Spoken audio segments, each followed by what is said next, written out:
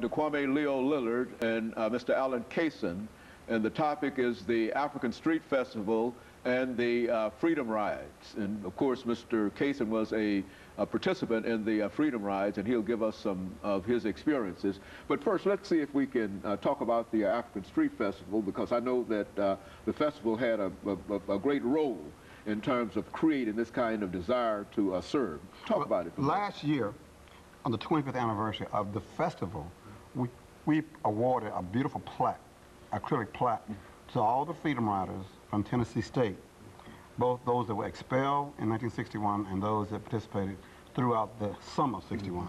But the last year was the first time the guys known and ladies known as Freedom Riders were actually awarded a plaque, something to recognize their contribution. That led to Tennessee State University taking the festival initiative and saying the university itself in Tennessee should recognize all the Freedom Riders from Tennessee State University. You well know at first they said no, you couldn't give them the doctorates, and then through a series of uprising and protests, they reversed themselves, and on the 18th of September, all 14 were given honorary doctorates. But the festival saw a need last year, '07, to say, when you going to give credit to folks who made this country the way it was? Sure, Marines do a good job. Sure, the Air Force does a good job. But we had some young men and women in this university that changed this nation and allowed us to look at ourselves entirely different. So the festival last year started this ball rolling.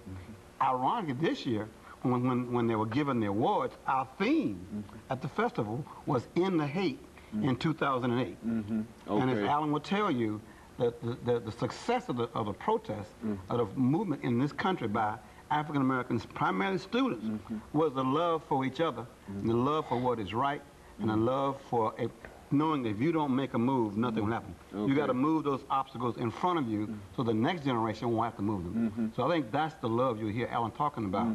But the festival itself is based on that.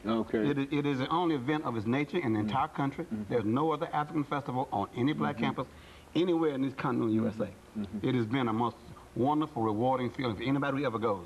There's no words to describe that feeling. To us, it's like a little African village of where everybody is accepted and everybody feels wanted.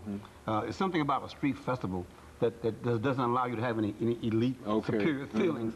And we know that's what works because it grows every year. It's the 26th annual. There's nothing like it. So we knew that the festival would be a great way last year to start saying it's time to recognize the Freedom Riders. Very good. Got to recognize them, and that caused the ball to start rolling. Very good. And of course, Mr. Kaysen, let's talk about some of your experiences as a Freedom Rider. We understand that certainly it was all done with love and respect, understanding, goodwill, and all of that. But now, talk about some of your experiences as a Freedom Rider, of your imprisonment and that kind of activity. Okay, my imprisonment was